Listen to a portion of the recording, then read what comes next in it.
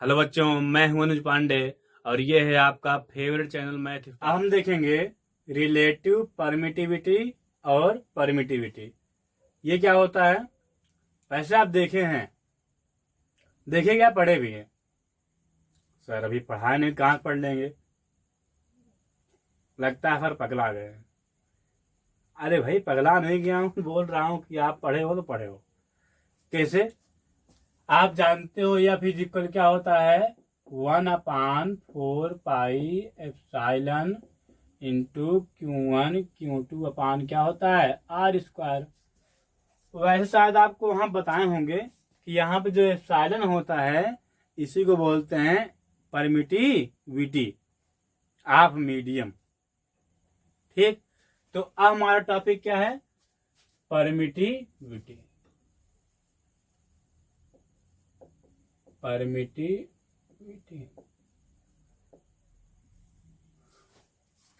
इसकी हिंदी होती है विद्युतशीलता। परमिटिविटी की हिंदी होती है विद्युतशीलता। इसकी डिफिनेशन क्या होगी? जैसे दो चार्ज हैं, एक का नाम है Q1 और एक का नाम क्या है Q2, और दोनों के बीच का डिस्टेंस क्या है? R। ये तो इसके बीच जो है हम मान लेते हैं कि बल लग रहा है कितना? F। आप देख रहे हैं कि एप्सिलॉन इसके बटा में है, नीचे है, मतलब एप्सिलॉन की वैल्यू जितनी ज्यादा होगी दो आवेशों के बीच लगने वाला बल उतना कम होगा। अब आगे सुनिए, अलग अलग माध्यम की परमिटिविटी अलग अलग होती है और सबसे कम परमिटिविटी वैक्यूम की होती है। वैसे में भी बताएं आपको कि पर जो चार्ज होते हैं वे वैक्यूम में नहीं चल सकते हैं, मतलब एक स्थान से दूसरे स्थान तक नहीं जा सकते हैं बिना मीडियम के। तो चल कहाँ रहे हैं भाई? चल थोड़ी रहे हैं, स्थिर हैं। तो अगर वैक्यूम में दो चार्ज स्थिर हैं तो उनके बीच लगने वाला जो फोर्स होगा वो सबसे ज्यादा होगा अन्य मीडियम की अपेक्षा। और अगर चार्ज कहीं और रखा हुआ है, पानी में है, एयर में है, मिट्टी में है, मोम में है, तो उनके बीच लगने वाला बल जो होता है वो वैक्यूम की अपेक्षा, मतलब निर्वात की अपेक्षा कम हो जाता है। अब इसी तुरंत ये भी समझ लीजिए, अब जैसे वैक्यूम में कोई रखा हुआ है, वैक्यूम के लिए एप्सिलॉन के स्थान पे एप्सिलॉन नॉट लिखते हैं, ध्यान रखिएगा। वैक्यूम में एप्सिलॉन के प्लेस पे एप्सिलॉन नॉट लिखते हैं। एप्सिलॉन नॉट की वैल्यू आपको निकलवाने क्या होती है बताओ, खटाखट बताइए। 8.85 इंटू 10⁻⁻12 कूलाम स्क्वायर पर न्यूटन मीटर स्क्वायर, ये होती है एप्सिलॉन नॉट की वैल्यू। ठीक, और अब ध्यान रखिएगा, अगर कोई माध्यम हो, दोनों चार्ज के बीच में कोई मीडियम हो, तो हम एप्सिलॉन के प्लेस पर एप्सिलॉन नॉट के भी लिख सकते हैं। ठीक, और किसी किसी बुक में एप्सिलॉन के प्लेस पर epsilon not into epsilon not R भी लिखा रहता है, ध्यान रखिएगा। दोनों एक ही चीज है। यहाँ पे जो के है वही यहाँ पे उस फार्मूले में एप्सिलॉन नॉट हो गया था, एप्सिलॉन R हो गया था। अब यहाँ पे के का मान अगर निकालें तो के इक्वल क्या हो जाएगा? Epsilon upon epsilon not. और इसके को बोलते हैं, ध्यान रखिएगा, इसके को बोलते हैं रिलेटिव परमिटिविटी। रिलेटिव परमिटिविटी और dielectric constant. Dielectric constant. तो रिलेटिव परमिटिविटी किसको बोलते हैं? के को। और डाई इलेक्ट्रिक कांस्टेंट किसको बोलते हैं? के को। वही दोनों चीजें। अब के है क्या फीलिंग चाहिए आपको कि हम कैसे महसूस करें, कैसे फील करें कि ये के है क्या। अब हम ध्यान दीजिएगा, अब मान लिए दो चार्ज हैं Q1 और Q2 और दोनों वैक्यूम में रखे हुए हैं कितनी दूरी पर, ये रखे हुए पहले से ही कितनी डिस्टेंस पर, r डिस्टेंस पर। और हम मान लेते हैं कि इनके बीच में जो बल लग रहा है वो F लग रहा है। अट्रैक्टिव हो रिपल्सिव मतलब नहीं है, F लग रहा है। अब ध्यान दीजिए आगे, अब अगर इस चार्ज को किसी और मीडियम में वैक्यूम के अलावा जैसे वाटर में, एयर में रख दिया जाए तो इनके बीच लगने वाला जो बल होगा वह जितना गुना कम होगा, वही तो है डाइलेक्ट्रिक कांस्टेंट। कि फिर सुनिए, वैक्यूम में दोनों चार्ज को रखने पर कितना लग रहा है F। हम बता रहे हैं कि दोनों चार्ज को अगर किसी और मीडियम में रख देंगे तो उनके बीच जो बल लग रहा है वो कम हो जाएगा, और जितना गुना बल कम होगा उसे क्या बोलते हैं, डाइलेक्ट्रिक कांस्टेंट या रिलेटिव परमिटिविटी। हो गया, समझ में आ गया, फीलिंग हुई कि वैक्यूम की अपेक्षा किसी और मीडियम में बल जितने गुना कम लगेगा उसे ही बोलते हैं के। जैसे मान लेते हैं वैक्यूम में दो चार्ज के बीच बल लग रहा है 2 माइक्रोन्यूटन मान लेते हैं, चलिए। और हम इसको कि जो चार्ज है किसी ऐसे मीडियम में रख दें, या का मान है ये, ध्यान रखिएगा। अब चार्ज को किसी ऐसे मीडियम में रख दें जहां पे के का मान हो 2, या फिर छोड़िए इसको। अब चलिए देखिए, यह का मान वैक्यूम में कितना है, 2 माइक्रोन्यूटन। अब किसी ऐसे मीडियम में रखे जहां पर दोनों चार्ज के बीच जो बल लग रहा है, या डैश हम मान लेते हैं उसको, वो हो गया 1 माइक्रोन्यूटन। तो बल कितने गुना कम हुआ, 2 गुना कम हुआ ना, तो के का मान कितना हो जाएगा, 2। अब समझ में आ गया होगा, ठीक। मतलब अब आगे ध्यान दीजिए, तो रिलेटिव परमिटिविटी आप समझ लिए, अब परमिटिविटी समझिए, ठीक है। तो परमिटिविटी देख लेते हैं, परमिटिविटी क्या होती है। यहां पे अगर आप इतना वर्ड को ध्यान रखें, परमिट मीन्स क्या होता है, आदेश देना, आज्ञा देना। मतलब जो परमिटिविटी होती है ये दो आवेशों के बीच लगने वाले बल को कम कर देती है। तो यहां लिखेंगे विद्युतशीलता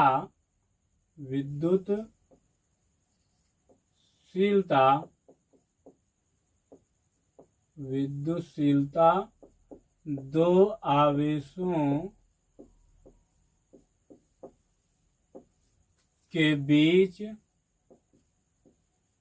के बीच लगने वाले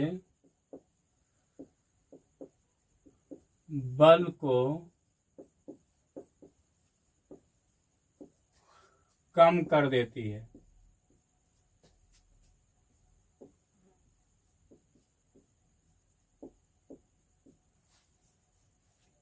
ठीक है, और यह इसका मान लिखिए, इसका मान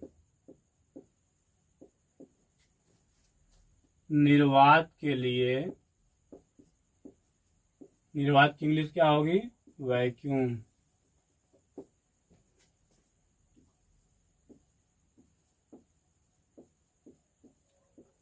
न्यूनतम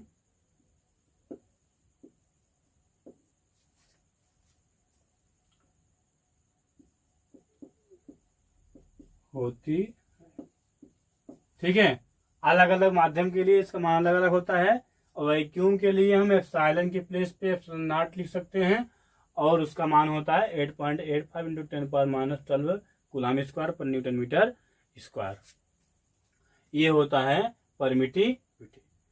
तो परमिटिविटी आप समझ गए होंगे कि यहाँ जो एप्सिलॉन है उसे ही बोलते हैं परमिटिविटी, और इसको हम डिफाइन कर दिए कि जो परमिटिविटी होती है दो चार्ज के बीच लगने वाले बल को कम कर देती है, और निर्वात के लिए इसका मान सबसे कम होता है, बाकी माध्यम के लिए अलग अलग होता है।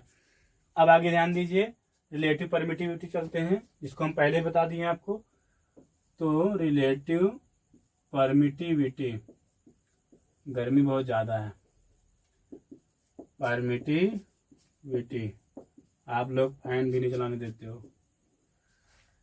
चलिए, तो अभी हम पहले बता चुके हैं आपको कि अगर कोई मीडियम हो तो हम यहाँ पे एप्सिलॉन के प्लेस पे एप्सिलॉन नॉट के लिख सकते हैं। मतलब एप्सिलॉन लिखो चाहे एप्सिलॉन नॉट के लिखो, दोनों एक ही बात है, ठीक है। अब इसके को क्या बोलते हैं, रिलेटिव परमिटिविटी या डाइलेक्ट्रिक कांस्टेंट के है क्या, अगर किसी चार्ज को वैक्यूम की अपेक्षा किसी दूसरे माध्यम में रखें तो दोनों आवेशों के बीच लगने वाला बल निर्वात की अपेक्षा जितने गुना कम हो जाएगा, उसी को बोलते हैं रिलेटिव परमिटिविटी या डाइलेक्ट्रिक कांस्टेंट। अब एक छोटा सा इसमें क्वेश्चन ले लेते हैं हम लोग, जो कि बहुत पॉपुलर है,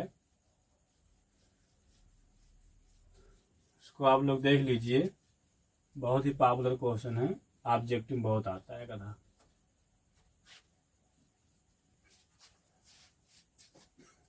चलिए,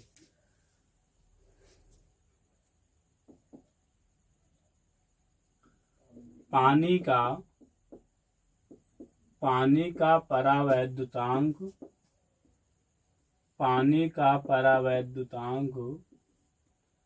81 है। कितना है? 81।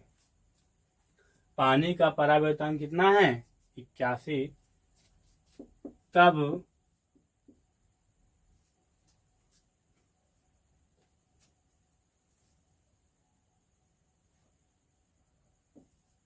पानी की विद्युतशीलता ज्ञात कीजिए। विद्युतशीलता ज्ञात कीजिए। चलिए, तो अभी आपको हम बताए फार्मूला कि के इज इक्वल क्या होता है, एप्सिलॉन, आप ऐसे लिखिए, epsilon is equal epsilon not के। यहाँ पे हमें दिया क्या है, परावैद्युतांक मतलब 80। परावैद्युतांक डाइलेक्ट्रिक कांस्टेंट की हिंदी होती है। और के का मान यहाँ क्या दिया है, बताइए, तुरंत बताइए, खट से बताइए, 81। और पूछ क्या रहा है, पानी की विद्युतशीलता, तो यहाँ पे एप्सिलॉन नॉट की एप्सिलॉन के प्लेस में क्या लिख देंगे, एप्सिलॉन डब्ल्यू भी लिख सकते हैं।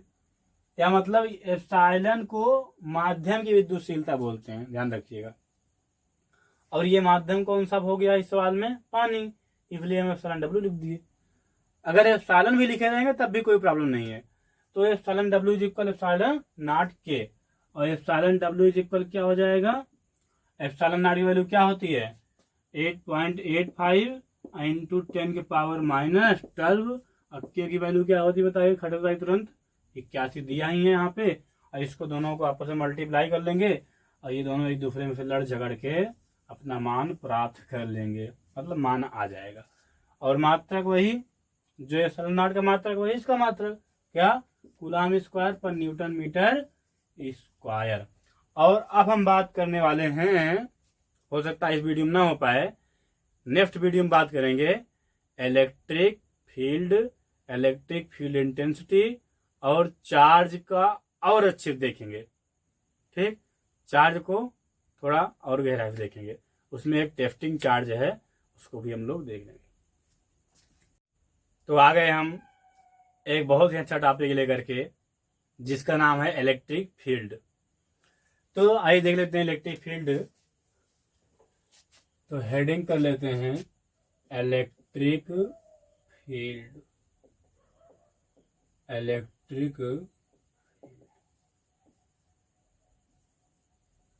अब इलेक्ट्रिक फील्ड होता क्या है, इलेक्ट्रिक फील्ड होता क्या है, इलेक्ट्रिक फील्ड की हिंदी होती है वैद्युत क्षेत्र। अब सुनिए, वैद्युत क्षेत्र को ई से प्रदर्शित किया जाता है। किससे? ई से। और जैसे ये एक चार्ज है, मान लेते हैं पॉजिटिव चार्ज है,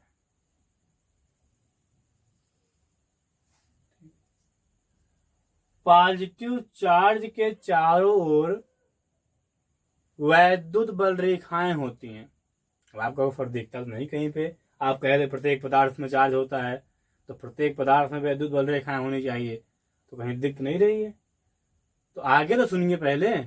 जो वैद्युत बल रेखाएं होती हैं ये काल्पनिक होती है, मतलब इमेजिनरी, केवल हम लोग इमेजिन किए हैं। और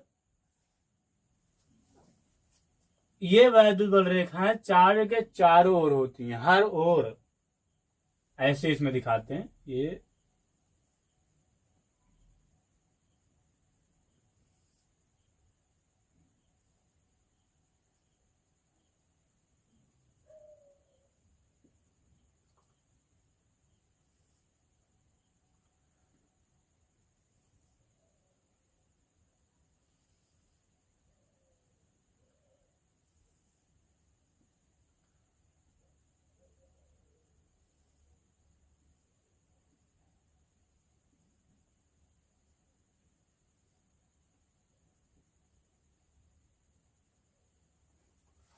ये चार्ज है और इसके चारों ओर वैद्युत बल रेखाएं ऐसे ही होती हैं।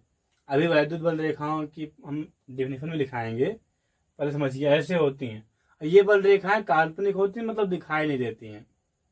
और यहां देखिए एरो सिंबल लगा, मतलब बहुत दूर तक। अब जो चार्ज होता है, ध्यान सुनिएगा, चार्ज जो होता है उसके पास एक टेस्टिंग चार्ज को लाने पर, टेस्टिंग चार्ज को दिखाते हैं Q0 से। अब एक नया वर्ड आया, नाम है टेस्टिंग चार्ज। नाम क्या है? Testing charge. ये टेस्टिंग चार्ज क्या होता है? टेस्टिंग चार्ज एक बहुत ही छोटा चार्ज होता है। इसके मैग्नीट्यूड जो होता है, परिमाण, ये लगभग ना के बराबर होता है। बहुत छोटा, बहुत छोटा। मतलब इसको हम लोग एक्सपेरिमेंट के तौर पे वैज्ञानिक लोग यूज करते हैं। और एक्सपेरिमेंट मतलब विद्युत क्षेत्र का पता लगाने के लिए हम टेस्टिंग चार्ज ही क्यों लेते हैं, इसको भी अभी हम बताएंगे। अभी बता दे, चलिए ठीक है।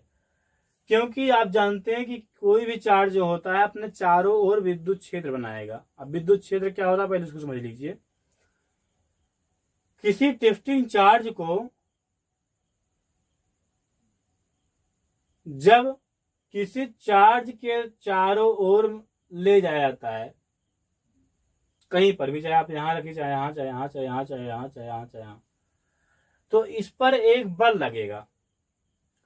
और जहां पर जाने पर इस पर बल लगेगा उसे ही बोलते हैं विद्युत क्षेत्र। जैसे हम मान लिए कि इसका विद्युत क्षेत्र यहां तक है, सपोज कर लेते हैं, मान लेते हैं कि इसका जो विद्युत क्षेत्र है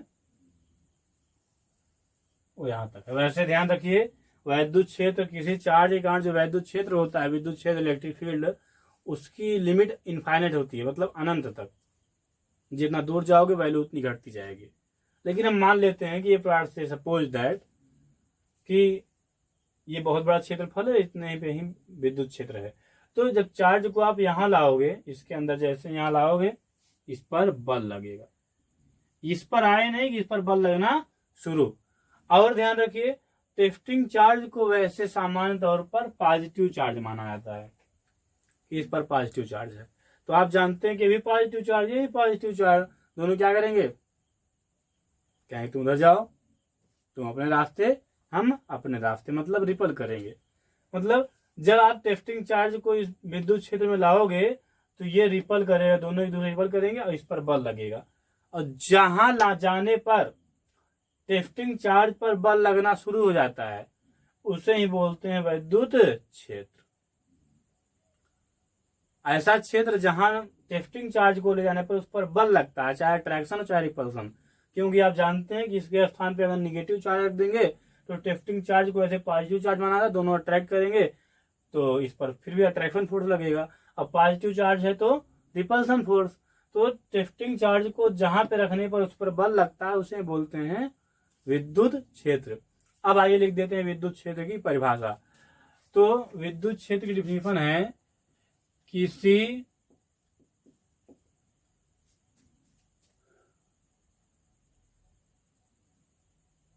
आवेश के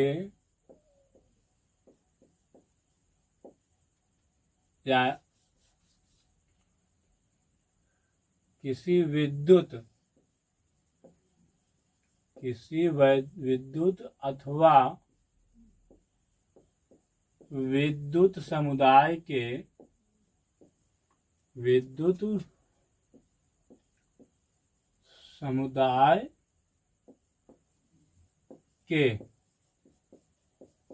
चारों ओर का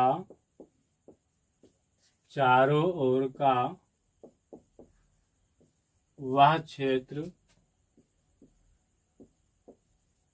थोड़ा मार्कर में स्याही डाल देते हैं, तब तक आप इसको लिखते रहिए।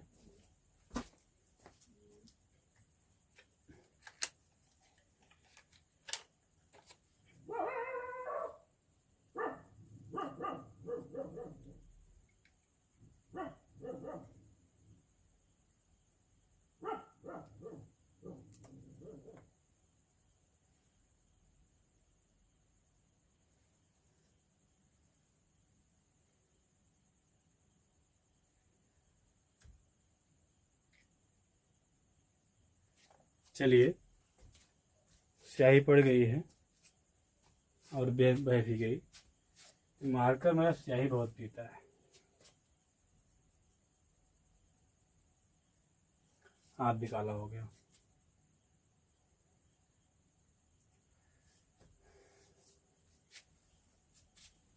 तो किसी विद्युत अथवा विद्युत समुदाय के चारों ओर का वह क्षेत्र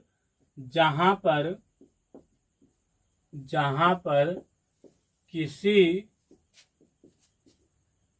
परीक्षण आवेश को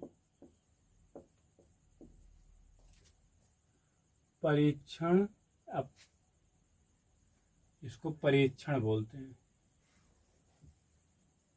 ना, लीजिए, परीक्षण आवेश को रखने पर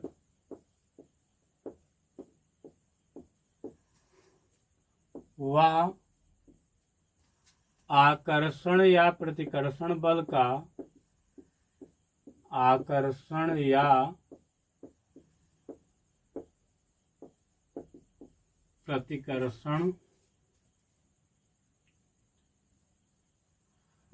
प्रतिकर्षण बल का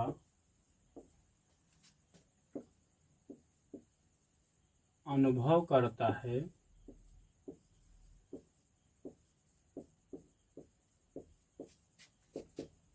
उसे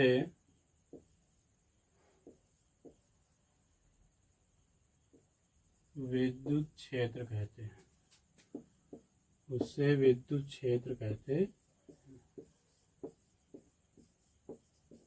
अब ध्यान रखिए,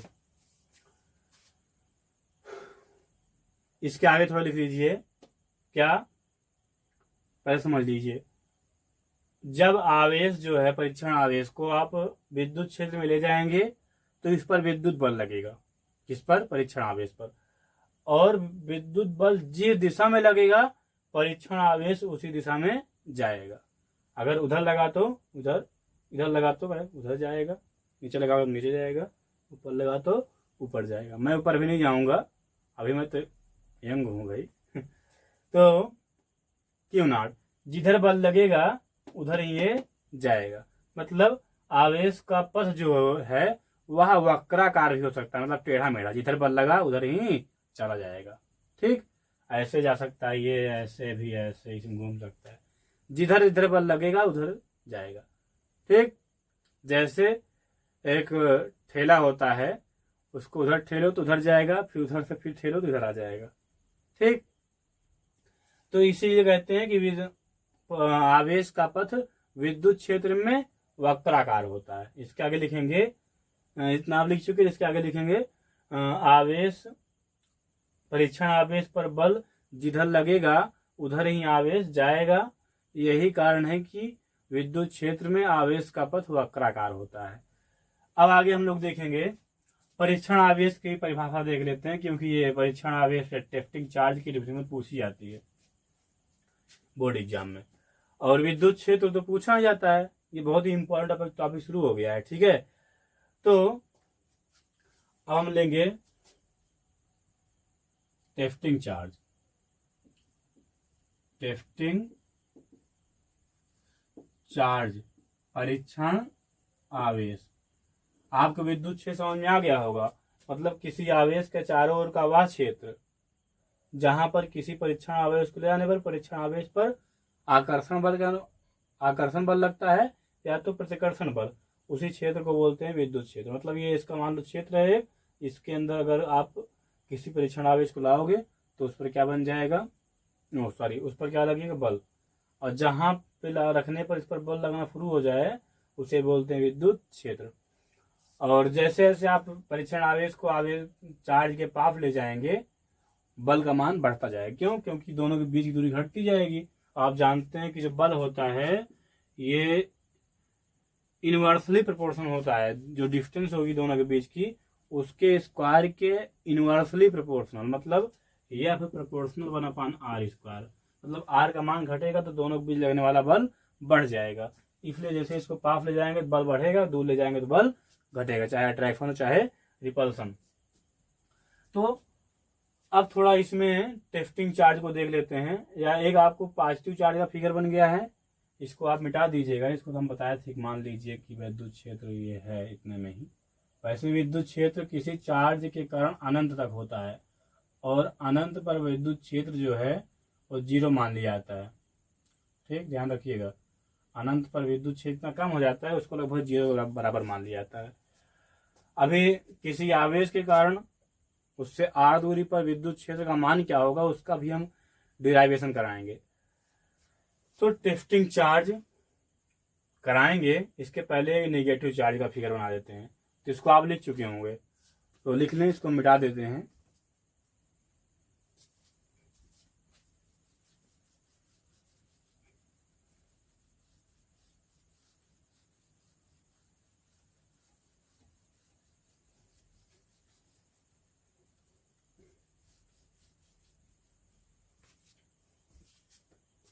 तो चलते हैं हम लोग इसके नेगेटिव चार्ज के फिगर पर। तो ये एक नेगेटिव चार्ज है, नन्हा सा मुन्ना सा छोटा सा प्यारा सा बच्चा है ये, और ये इसका फिगर हम बना दे रहे हैं बढ़िया सा।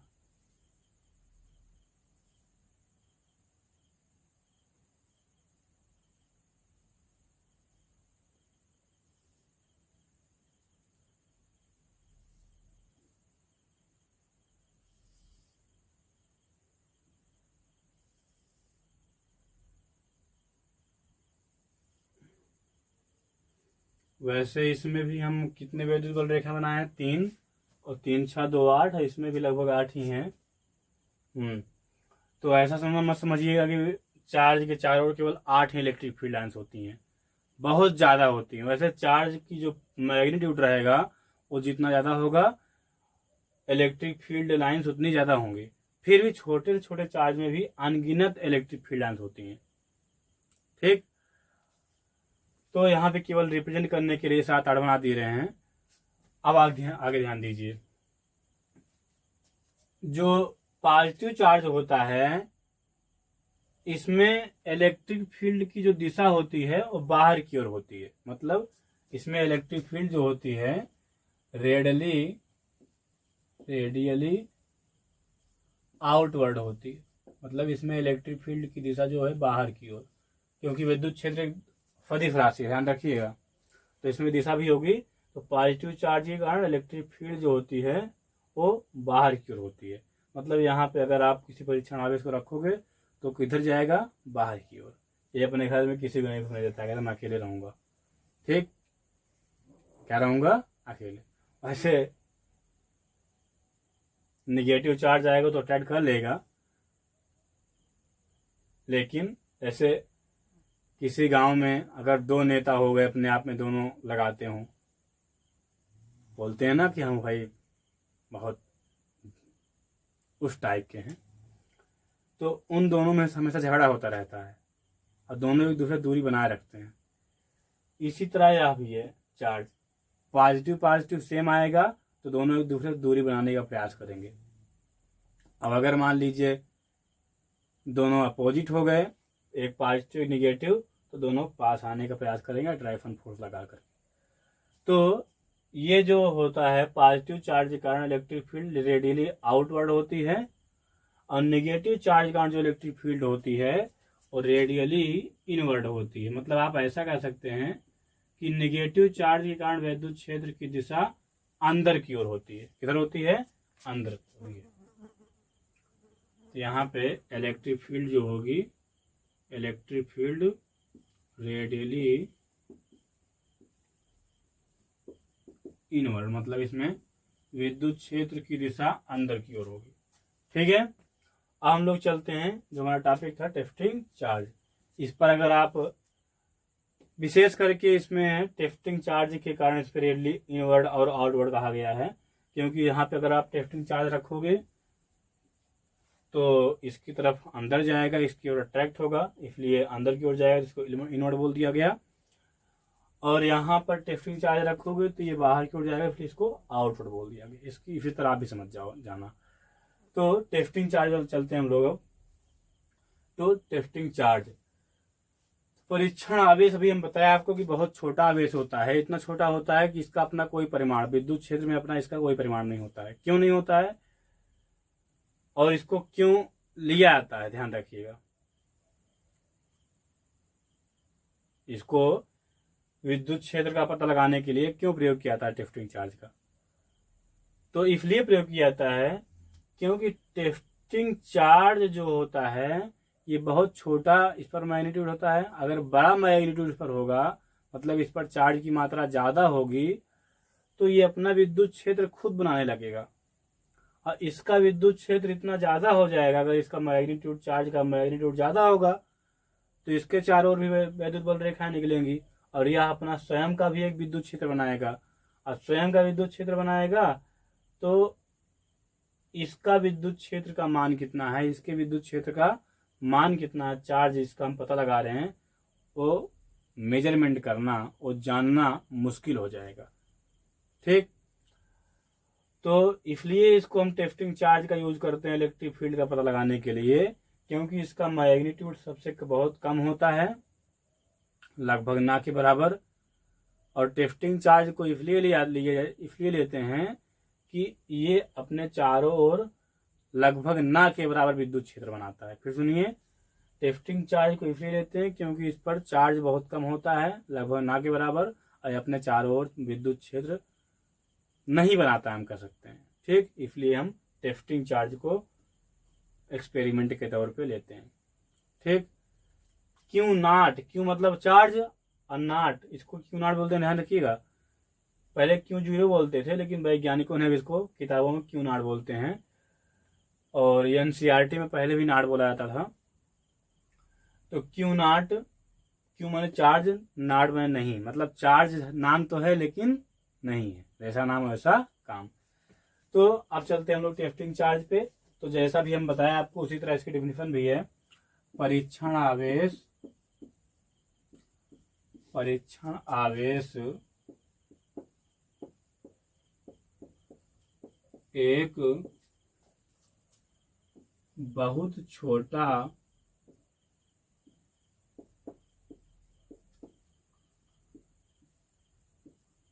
अल्प लघु आवेश होता है, अल्प लघु आवेश होता है,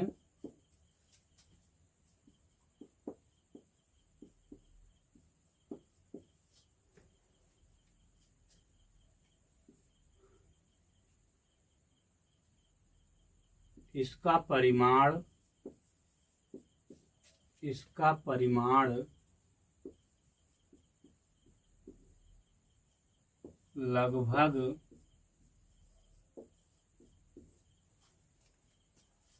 नगण्य होता है,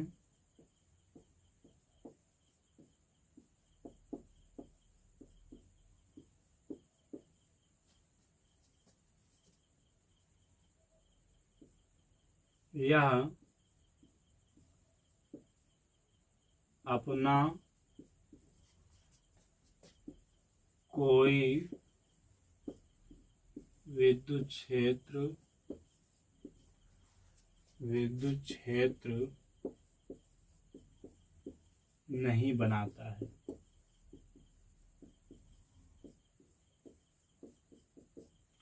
अपना कोई विद्युत क्षेत्र नहीं बनाता है। अब यहाँ पे विद्युत क्षेत्र न बनाने का मतलब ये नहीं हुआ कि एकदम से नहीं बनाता है, मतलब लगभग ना के बराबर विद्युत क्षेत्र बनाता है। अब आगे हम लोग देखते हैं, यह एक अदिश तथा व्युत्पन्न राशि है।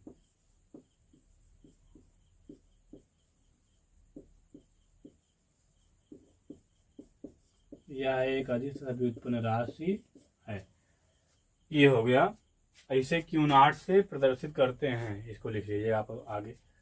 तो इसे Q0 से प्रदर्शित करते हैं। तो अब हम लोग चलते हैं इलेक्ट्रिक फील्ड लाइंस, और बहुत छोटी सी डिफिनेशन उसकी भी है, देख लेते हैं। इसको आप लोग छाप लीजिए, अब आगे चलते हैं फिर।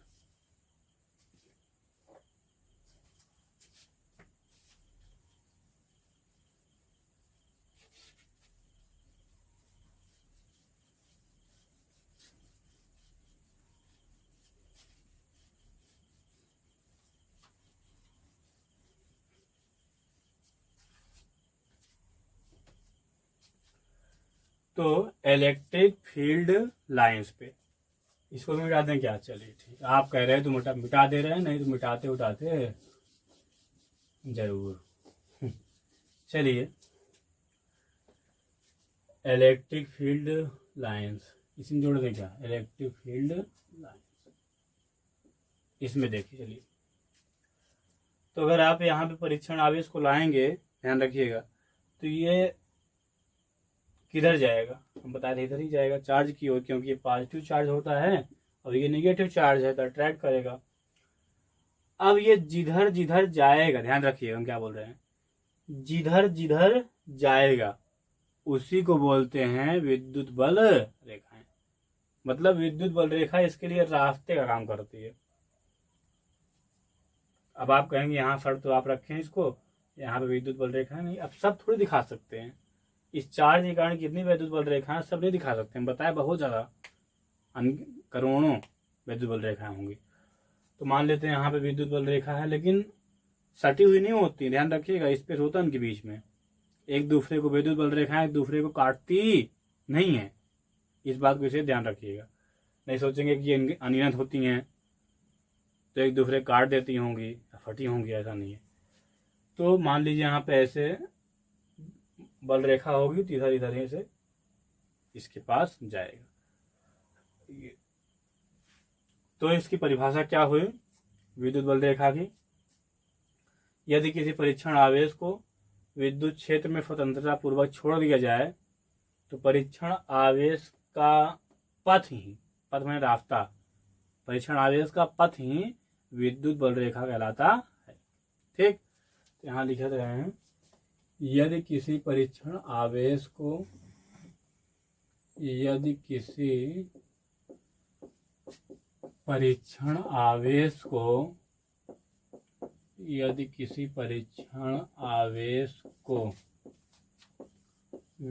क्षेत्र में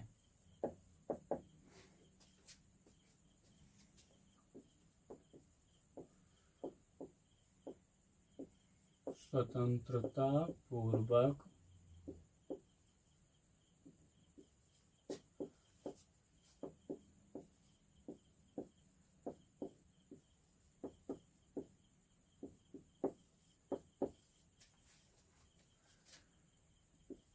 तो परीक्षण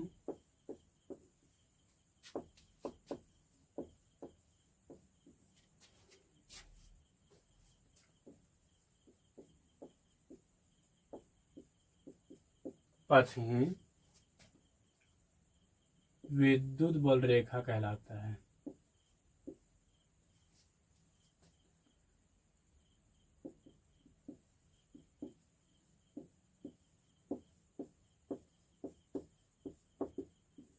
रेखा कई रेखाएं होती, रेखाएं ठीक है।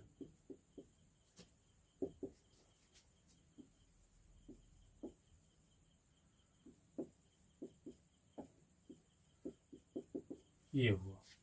ठीक, यदि किसी परीक्षण आवेश को विद्युत क्षेत्र में स्वतंत्रता पूर्वक छोड़ दिया जाए तो परीक्षण आवेश का पथ, गमन पथ आप कह सकते हैं, ही विद्युत बल रेखा कहलाती है। जिधर जिधर जाएगा उसे ही बोलते हैं विद्युत बल रेखा। तो इस वीडियो में ही तक। अब हम लोग आगे देखेंगे electric field intensity due to a point charge, मतलब किसी बिंदु आवेश के कारण उससे r दूरी पर विद्युत क्षेत्र का मान कितना होगा।